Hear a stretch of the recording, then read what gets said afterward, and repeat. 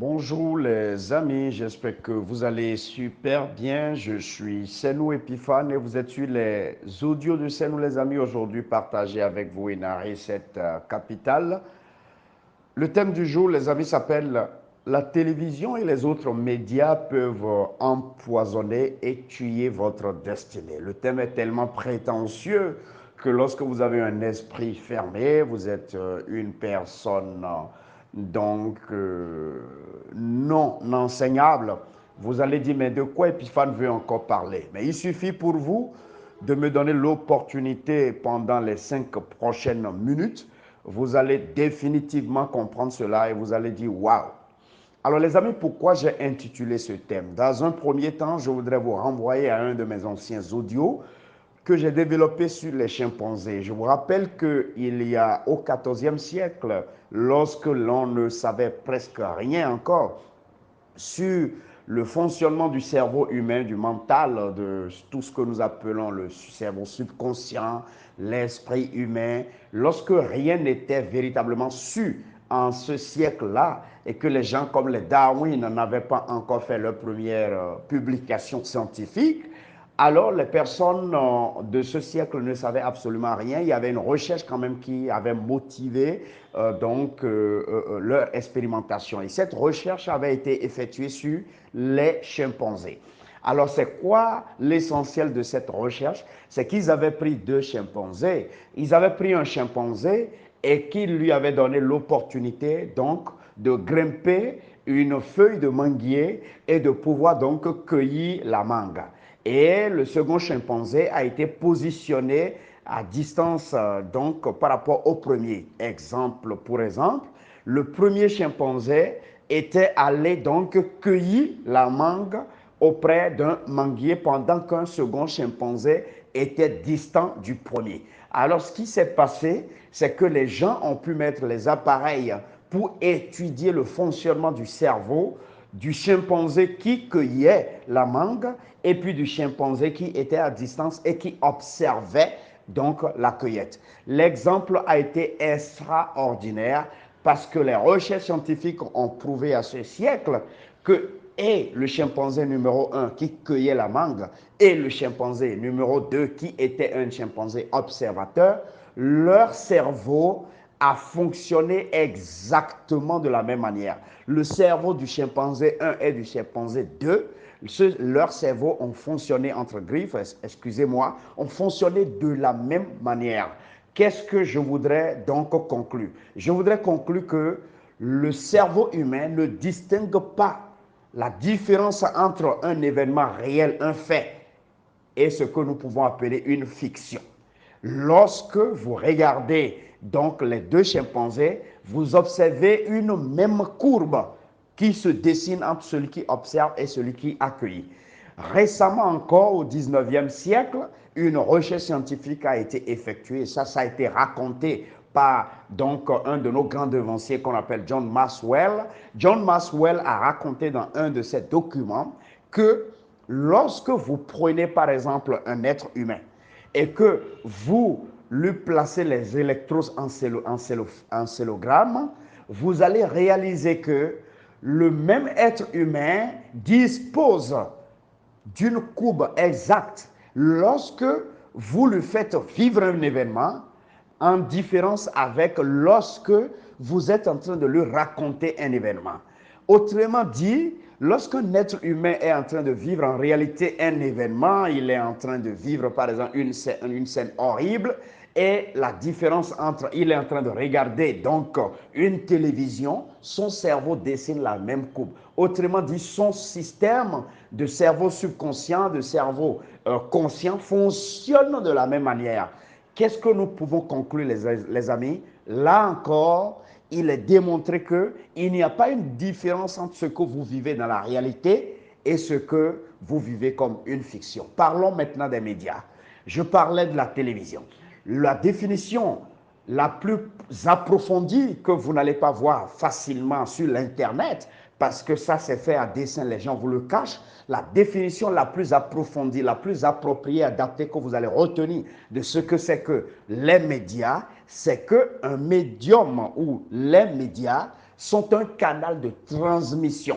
Ça veut dire que c'est un élément qui est au milieu de quelque chose et qui transmet les informations. Donc, quand vous prenez un média, vous devez savoir qu'il y a des éléments qui sont derrière un média et il y a des éléments qui sont devant. Autrement dit, lorsque je parle de média ou de médium de télévision, je veux dire simplement que la télévision n'est rien d'autre qu'un transmetteur d'informations. Et elle transmet cette information à qui? Transmet cette information à votre cerveau conscient, du cerveau conscient au cerveau subconscient. Et donc, il y a derrière le média ou le médium, il y a derrière ça toute une équipe, c'est tout un équipement qui va vous fournir donc des informations. Ce qui m'intéresse dans cet audio que je donne aujourd'hui, je voudrais vous dire que lorsque nous parlons de l'homme, nous parlons du corps, de l'âme et de l'esprit. Et il se fait que l'âme est bien sûr appelée aussi médium, sinon média. Parce que l'âme est au milieu du corps et de l'esprit. L'âme est au milieu du corps et de l'esprit. Et il se fait que dans les recherches scientifiques, il a été démontré que c'est bien du corps, c'est bien de l'esprit que donc l'âme reçoit des informations pour pouvoir transmettre soit au corps, soit donc à l'esprit, soit à l'âme. Je m'excuse. Donc, lorsque vous prenez un être humain, vous prenez son corps, vous prenez son âme et vous prenez son esprit, vous prenez l'âme. L'âme veut dire la même chose que ce que la télévision joue, les médias jouent, c'est-à-dire un transmetteur, quelque chose qui est au milieu, qui reçoit des informations de quelque part et qui transmet.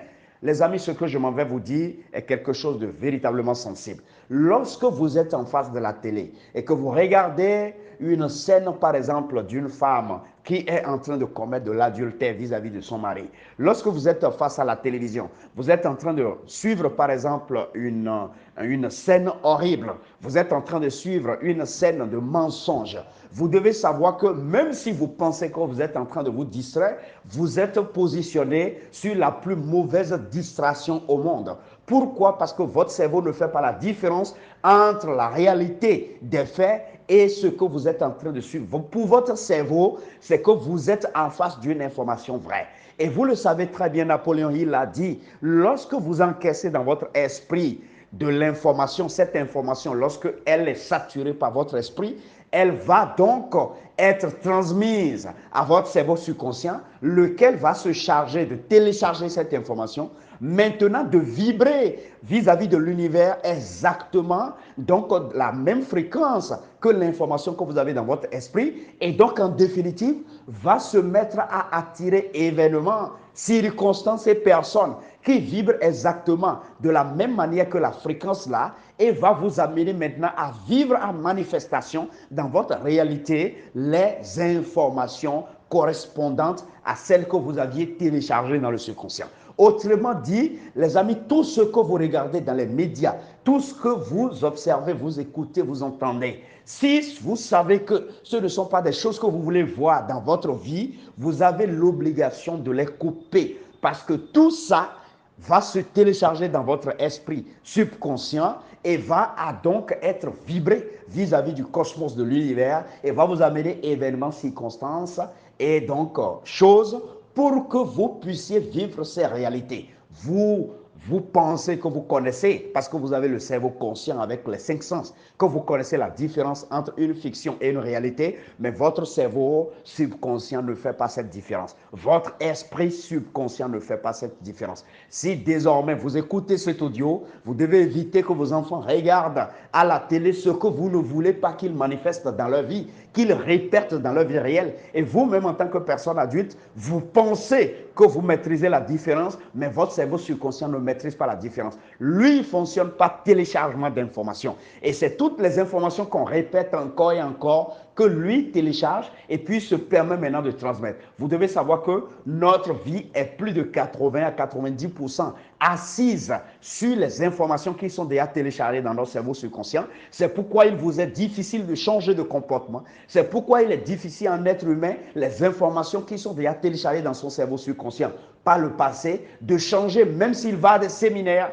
même si on lui donne des conseils, il lui est difficile de changer parce que le cerveau subconscient, lorsqu'il télécharge, il n'est pas facile de lui enlever cette information et de la remplacer par une autre information. Les amis, j'espère que vous avez appris une leçon. C'était les audios de Senou, je suis Senou Epiphane. Vous dis merci de vos commentaires, de vos suggestions. Merci de tout ce que chacun de vous faites. Merci surtout des témoignages extraordinaires que nous recevons de partout dans le monde. Les amis, c'est toujours un plaisir pour nous, mon équipe et moi, d'aller faire des recherches, des expériences réalistes que nous avons vécues, des connaissances spécialisées que nous avons connues, que nous avons apprises de nos mentors, de les partager avec vous parce que notre ambition, c'est de prendre votre vie de là où elle est et de pouvoir la positionner dans le rang des personnes qui ont vécu de manière brillante et avec succès. C'est ainsi que nous tous, nous allons jouir du bonheur parce que, comme je le dis, la vie n'est pas tragique, la vie n'est pas une punition, la vie est un cadeau que Dieu nous a donné et nous devons donc la vivre. Les amis, passez une excellente journée. Bye bye.